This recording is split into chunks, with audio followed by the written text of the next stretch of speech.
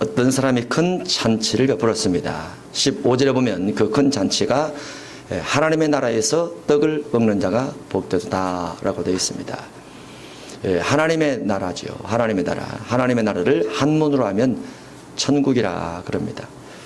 천국은 어디 있을까요? 하늘천, 하늘나라입니다. 하늘에 있죠. 하늘에 천국이 있습니다. 우리가 발 딛고 사는 땅은 그야말로 땅이죠. 땅에 있는 세계입니다. 땅에 있는 세계, 땅에 있는 나라입니다. 그거를 거주의 경계를 정해서 대한민국이라 이렇게 말을 하고 미국이나 캐나다 이렇게 말을 하죠. 땅에 있는 나라는 땅에 있는 세계예요. 그리고 우리가 움직여서 이동수단을 통해서 갈 수 있죠. 하나님의 나라는 하늘에 있습니다. 비행기 타고 갈 수도 있겠죠.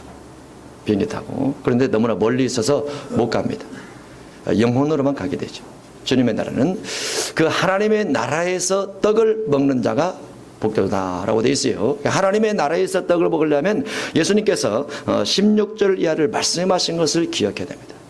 하나님의 나라에서 떡을 먹는 것이 쉽지 않습니다. 일단 하나님의 나라에 가기가 어렵다는 것.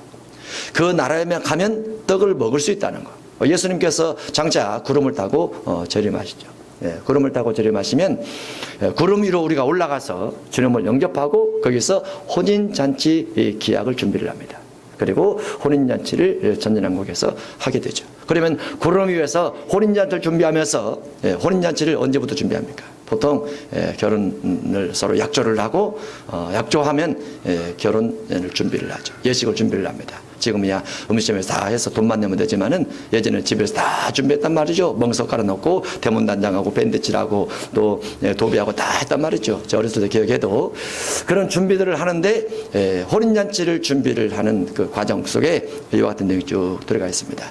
주님 나라 갈 수 있는 준비, 주님께서 오실 때 구름 타고 오실 때 들림받을 준비, 그게 혼인잔치 준비입니다. 그리고 그곳에 올라갈 수 있는 사람은 아무나 올라갈 수 없고 여기서 말씀하신 대로 가야 올라갈 수 있습니다. 그러면 준비된 만큼 올라갈 수 있고 준비가 되지 않은 만큼 못 올라갈 수도 있다라고 볼 수 있습니다. 물론 올라가면 얼마나 좋겠습니까?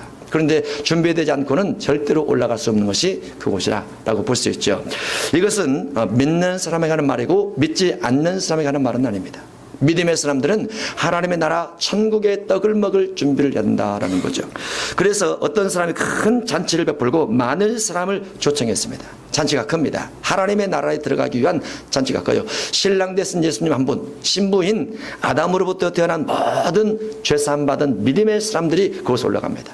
수십억이 올라갈 수도 있어요. 수십억이. 큰 잔치를 베풀어 놓죠.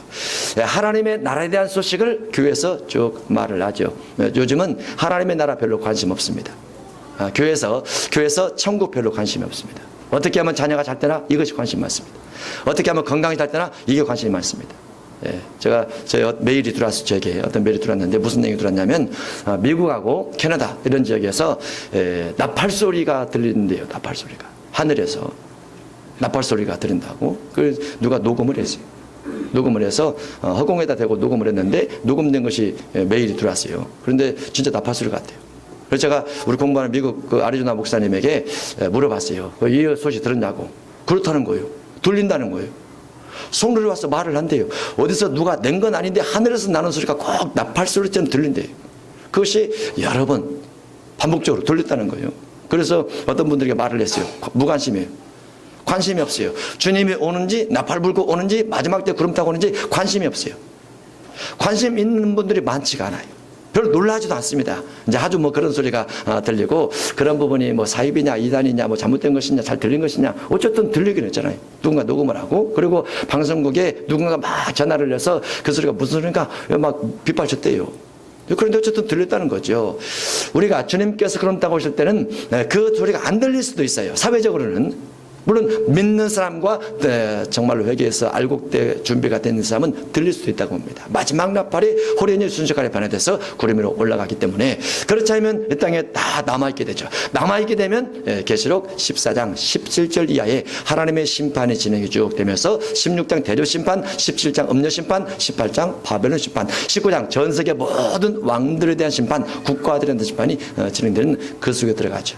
물론 개인으로 보면은 한 사람 죽는 것에 불과합니다. 그러나 사회적으로, 국가적으로, 전 세계적으로, 우주적으로 해와다가 별들을 비롯해서 모든 것이 다 심판으로 진행이 돼서 아주 파괴가 되죠. 그리고 나서 이제 예수님께서 오셔서 천년왕 건설되게 되는데, 그때 그 전에 구름 위로 올라갈 수 있는 준비를 하기 위한 것이 혼인잔치입니다. 그 혼인잔치를 교회를 예표로 삼습니다. 그래서 교회에서 잔치를 하는 거죠. 교회 잔치는 주일날 합니다. 평일에는, 구약은 평일에도 했어요. 그래서 무교절기 같은 경우는 평일도 월요일부터 해서 일요일부터 해서 토요일까지 무교절을 합니다. 금요일까지, 일요일부터 금요일까지. 그러나 신약시대는 주일만 행사를 하죠. 그래서 모든 평일의 절기는 없어요. 평일의 절기는 기도회 정도로만 있습니다. 우리 교회 같은 경우는 저녁 기도회, 수요 기도회, 금요 기도회 이렇게 되는데, 그 마지막 큰 잔치를 배설하고 혼인잔치를 배설하고 사람들을 초청할 수 있는 것이 오늘날 교회 같다라고 볼 수 있습니다. 잔치할 시간에 그 청하였던 자들에게 종을 보내리되 오셔서 모든 것이 준비되어 있느냐 하고 사람들에게 말하고 다닙니다. 혼인잔치가 준비됐습니다. 이 혼인잔치 준비가 언제부터 됐었냐면 창세기 3장 때부터 준비가 됩니다.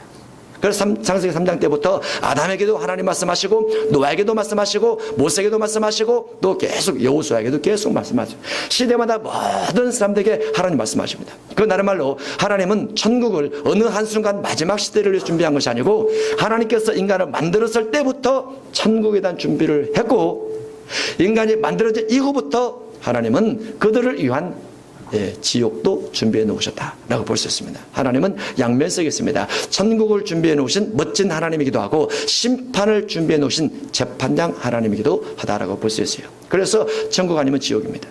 운명의 세계, 하나님의 나라, 곧 하늘에 있는 나라죠. 지옥, 땅에 있는 세계입니다. 두 군데로 나눠져서 가게 되죠. 그런데 하나님께서 창세기 때부터 사람들에게 천국에 들어가려면, 하나님의 나라에 들어가려면 이렇게 하십시오 하고 시대마다 계속 초청을 합니다. 시대마다 초청을 해요. 초청을 하는데, 노아 때는 을을 전파하면서 초청을 했습니다. 방주가 지어집니다. 앞으로 방주가 지어질 겁니다. 운동장 크기만한 방주가 지어질 겁니다. 모든 짐승에 들어가면서 사람이 들어갈 자라도 있으니 비가 오기 전에 들어오십시오 라고 사람들이 나가서 말을 했어요. 많은 사람들이 웃었습니다. 비웃고 조롱했습니다. 왜냐하면 그 방주를 어디다 지었어요? 산 위에다 지었다고 말이죠. 방주를 만들려면 바닷가에다 지어야 되잖아요. 바닷가에다가. 비가 오면 바닷물에 얼른 잠겨서 떠다니도록 산 위에 지었으니까 사람들이 무시했어요. 조롱하고. 그렇지만은 노아가 그 식구들이 방주에 들어간 다음에 일주일이 지나고 나서 비가 오기 시작했습니다. 그리고 비가 점점 많아져서 산 위에 만들었던 배도 떠오르게 되고 전 세계 모든 봉우리가 다 잠기게 되면서 배가 떠나면서 결국은 노아의 8식구만 구원받게 되고, 물이 150일 창일한 다음에 가라앉은 다음에 노아가 방주에서 나와서 다시 인류가 번성해서 퍼져나가기 시작했죠. 노아의 말에 왜 귀를 기울이지 않았을까? 마지막 시대가 있다는 거, 종말이 있다는 거, 육신은 마감이 있다는 거, 그리고 마감 후에는 반드시 심판이 있다는 그 말들에 왜 사람들은 귀를 기울이지 않았을까? 하나님에 대해서 이야기하고, 하나님이 어떠한 분에 대해서 소개를 하고, 하나님의 나라가 어떻게 생겼다는 것을 소개를 할지라도 사람들이 자꾸 안 믿습니다. 귀가 가려워서 안 믿어요. 성경에는 에스겔 선지자 있습니다. 요한계시록을 기록했던 사도 요한도 있습니다. 이사야가 눈을 열어서 하나님 보았습니다. 그래서 하나님 본자가 이사야도 있고, 에스겔도 있고, 다니엘도 있고, 또 모세도 있고, 또 사도 요한도 있고, 베드로도 있고 막 말을 합니다. 그래서 안 믿습니다. 사람이 안 믿어요. 보이지 않는 영적 세계가 있습니다. 귀신의 세계도 있고, 천사의 세계도 있고, 하나님의 나라도 있고, 땅속에 어둠의 세계도 있습니다 라고 말하면 안 믿습니다. 내가 눈으로 본 것만 믿으려고 합니다. 여러분은 믿으시기 바랍니다. 우리의 영혼은 무엇에 의해서 성장이 된다고요? 지식에 의해서 성장이 돼요. 뱃속에 있는 아기는 들은 것이 없어요. 그래서 머릿속에 들은 것이 없습니다. 느낌만 가지고 있죠. 성장이 되면서 자라면서 나이를 먹으면서 학습을 합니다. 배우죠. 배운 것이 지식이 돼서 우리가 조상들에 대해서 모르지만 그 지식을 습득하니까 있다라고 믿고, 그 조상들이 무언가 쌓았다, 만들었다, 업적을 남겼다라는 것을 알게 되죠. 마찬가지로 영적인 세계도 있습니다. 있어요. 육의 세계는 영의 세계에 거의 대부분 지배를 받습니다. 그래서 항상 비유로 듣는 것이 그거죠. 빙산이 떠가고 있습니다. 타이타닉호가 빙산에 부딪혀서 깨져버렸어요. 수천 명이 죽어버렸습니다. 근데 타이타닉호를 운전하고 오는 선장이 보니까 그 얼음이 떠 있단 말이죠. 저 정도야 뭐. 저 정도야. 우리 배가 얼마나 큰데 수천 명, 수만 톤인데. 예. 그냥 가서 부딪혔어요. 발견하고 그냥 부딪혔어요. 부딪혔는데 보이는 빙산 아랫부분에 훨씬 더 큰 70%는 더 큰 얼음덩어리가 있단 말이죠. 거기에 부딪혀서 배가 빵꾸가 납니다. 그리고 배가 기울어서 죽어버린 거죠. 보이지 않는 영적 세계가 있다는 거죠. 성경 그걸 말씀하고 있어요. 영적인 활동들도 있고 영적인 능력들도 있고 보이지 않는 영적 존재들도 있고 하나님의 나라도 분명히 있다는 거죠. 그래서 그 하나님의 나라에 오라고 초청장을 보냅니다. 오십시오. 다 준비가 됐습니다. 그런데 18절에 다 일자하게 사용하여 한 사람은 이르되 나는 밭을 샀음에 아무래도 나가 보아야 하겠으니 아무래도 안 되겠습니다. 고민했다는 거죠. 고민했다는 거예요. 밭을 샀음에 아무래도 나가 보아야 하겠으니 정건대 나를 이해해 주세요. 내 상황이 이러니까 이해해 주세요. 제가 부동산 샀습니다. 제가 집 샀습니다. 논 샀습니다. 예, 어디 땅 샀습니다. 건물 샀습니다. 라는 거죠. 그래서 이해 좀 해주세요. 제가 부동산 그 관리 때문에 가야 되니까. 얼마나 부드럽습니까? 아무래도 이해 좀 해주세요. 곧 믿을 것 같으죠? 곧 믿을 것 같아요. 곧 교회 올 것 같아요. 그런데 24절에 보면 그 사람들은 내 잔치를 맛보지 못하리라. 천국에서 제외된다라고 되어 있습니다. 제외된다. 두 번째 사람입니다. 19절 또 한 사람은 이르되 나는 소 5겨레를 샀음에 시험하러 가니 청컨대 나를 양해하도록 하라 해서 소 5겨레입니다. 소 5겨레는 그 당시로 보면 직업입니다. 직업. 회사에서요. 그러죠. 제가 하고 있는 일이 있는데요. 그렇습니다. 여기 또 뭐라고 되어 있습니까? 양해하도록 하라. 이해 좀 해주세요. 제 형편과 처지가 그렇습니다. 내가 가족을 돌아봐야 되고 내 사업장을 돌아봐야 되고 내 직장을 돌아봐야 되고 내 직원들을 챙겨야 되고 그렇다는 얘기죠. 네, 저는 이해할 수 있죠. 저 다 이해를 합니다. 누가 이해를 안 하세요? 예, 주님이 이해를 안 한다는 거죠. 우리의 신앙의 목적은 목회자 때문에 교회 다니는 거 아닙니다. 저 때문에 교회를 다니는 거 아니에요. 교회 건물 때문에 교회를 다니는 거 아니에요. 하나님께서 내게 요구하시는 것이 무엇인가를 맞추기 위해서 내가 신앙을 잘하는 겁니다. 신앙은 하나님에게 고정되어 있는 것이지 사람에게 고정되어 있는 것이 아니라는 거. 신앙의 핵심과 신앙의 중심이 외식이거나 겉모습이거나 그러면 안 됩니다. 그러면 안 돼요. 예, 하나님 중심합니다. 하나님께서 말씀하시면 그러면 제가 소 5겨레를 내일 시험해 보면 되겠습니다. 그럼 오늘 가겠습니다. 그러면 되죠. 예, 제가 어제 어떤 조경업자를 만났어요. 조경업자를 만났는데 7,000평에다 조경을 하고 있대요. 정읍에서. 좀 크더라고요. 뭐 저쪽에도 깁니까? 이쪽에도 깁니까? 다 기대요. 저쪽에도 깁니까? 다 기대요. 골짜기도 기고 동산도 기고 동산도 기고 다 기대요. 커요. 교회를 안 가세요. 교회를 안 가세요. 제가 가면은 와우 목사님 오신다고 그렇게 좋아하세요. 반가워하고. 내가 목사지 본인이 목사는 아니잖아요. 나는 주님의 일을 위해서 갔고 그분은 자기의 일을 위해서 혹시라도 목사님 와서 기도해주면 그것이 보게 될까봐 그래서 기뻐하는 거죠. 뭐 차도 대접하고 막. 저는 그런 데 관심 없어요.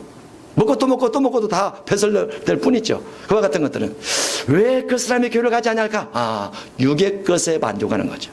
조금 더 나으니 좀 더 낮게 살고 평수 좀 늘려 살고 좀 좋은 나무 가지고 살고 나무 하나에 3,000만 원 아주 애지중지하게 기르고 있는 나무면 이런 것은 아주 귀중한 곳에 가야 된다고 막 관리하고. 예, 관심 없어요. 우리 교회 할 때는 좀 관심이 있지만은 나무 심어야 되니까. 예. 교회를 가야죠. 그게 천국잔치인데 하나님의 나라에 살 것을 이 땅에서 주일로 하는 겁니다. 주일로. 교회 가야죠.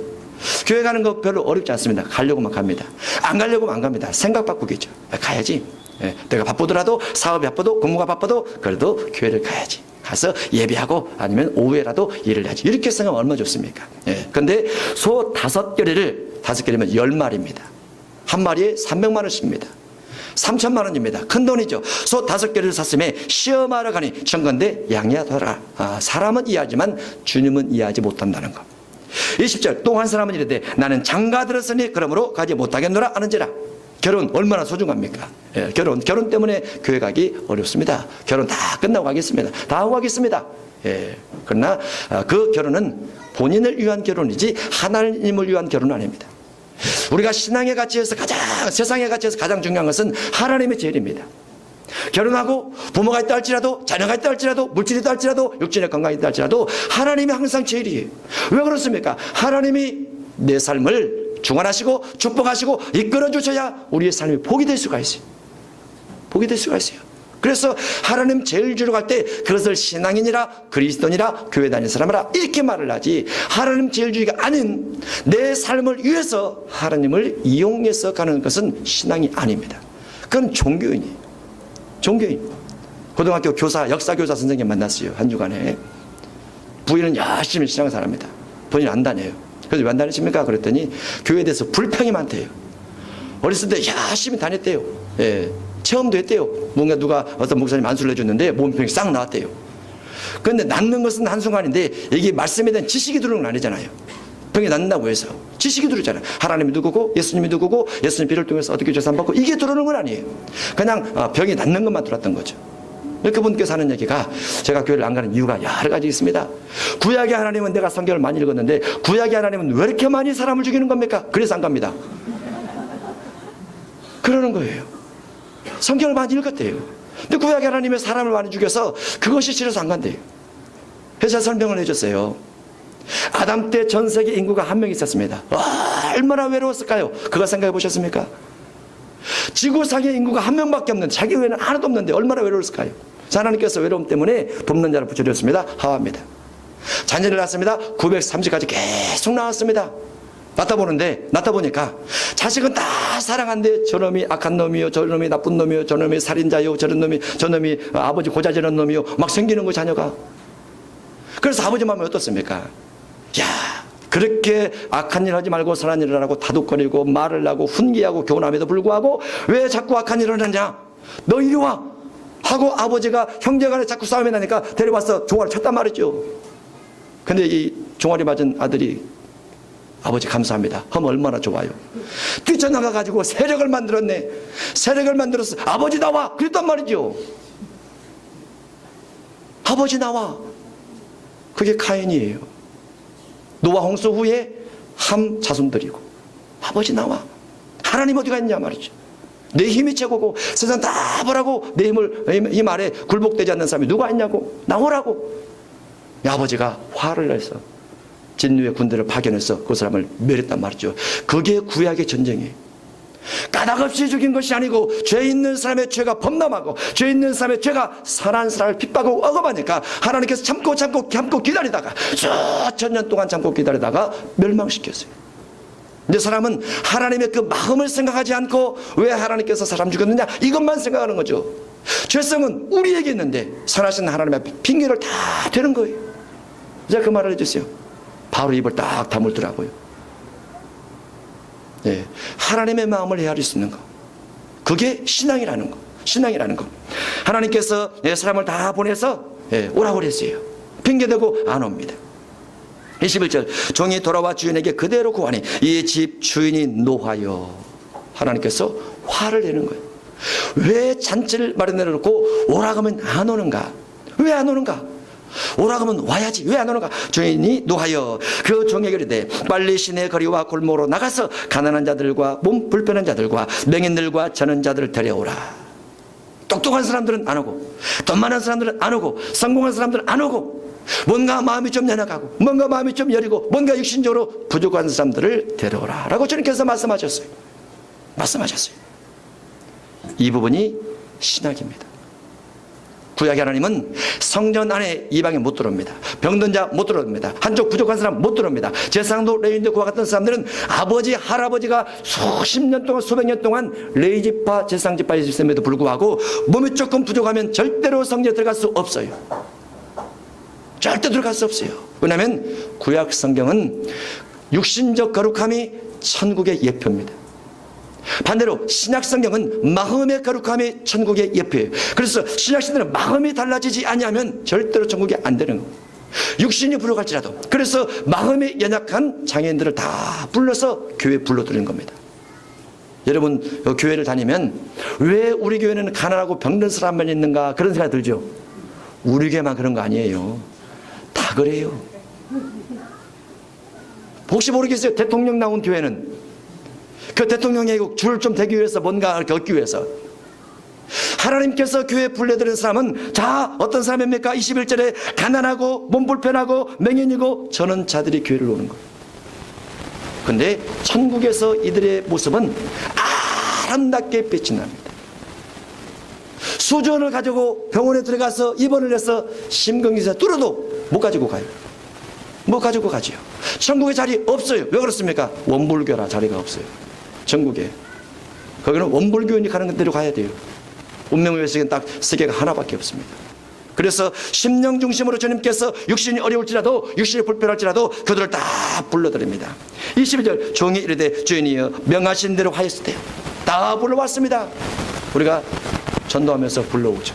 자꾸 불러옵니다. 주님께서 천국 하나님의 나라를 가지고 말씀하셨기 때문에 어떻게 하면 하나님의 나라에 들어갈 수 있을까? 육의 것도 중요하지만 하나님의 나라에 들어갈 수 있을까? 사실 우리가 교회를 다니면서 하나님의 나라를 추구하고 하나님의 나라 중심에서 신앙생활을 하지만 육의 복을 받지 않는 사람이 없어요. 근데 육의 복만 목적하면 하나님의 나라가 안 오는데 하나님의 나라를 목적하면 육의 것도 온다는 거죠. 왜 그렇습니까? 영적인 세계가 육의 세계를 지배해 주기 때문에 그래요.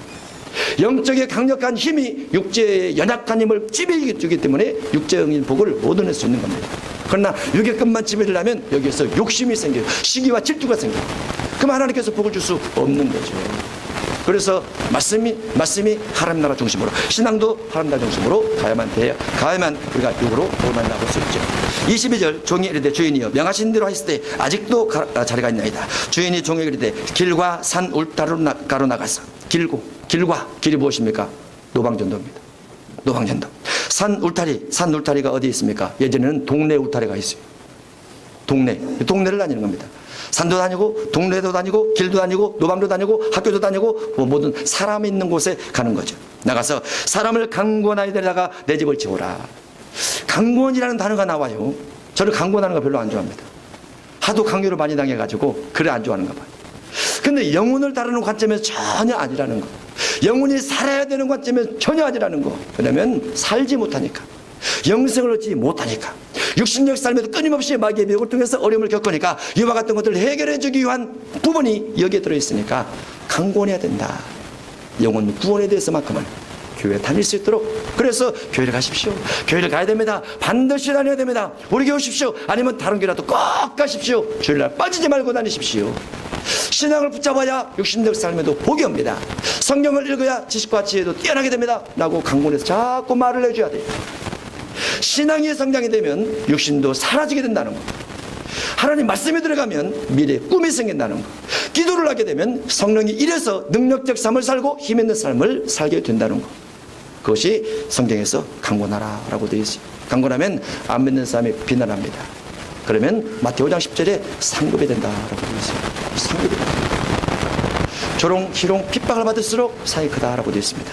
우리가 이 땅을 목적하면 강권하지 않아도 돼요. 다 잘 먹고 잤어요. 앞으로 교황이 여름에 오죠. 한국의 기독교 연합, 기독교 NCCK하고 직수 그걸 체결한대요. 캐토릭 아래 한국의 기독교가 있다. 이거 체결한대요. 이거 보통 문제가 아니에요. 그렇게는 하나님 중심합니다. 하나님. 교황이나 교단이나 종교 이걸 주구하지 않고 하나님께서 내게 뭐라 말씀하셨나 이걸 중심해서 가는 것이 신앙이에요. 현재 프란체스카 교황이 천국에 가는 것은 예수 외에도 있다 이렇게 발표를 했던 겁니다. 안 되는 거죠. 그래서 우리의 신앙의 줄기를 잘 붙들고 가야 됩니다.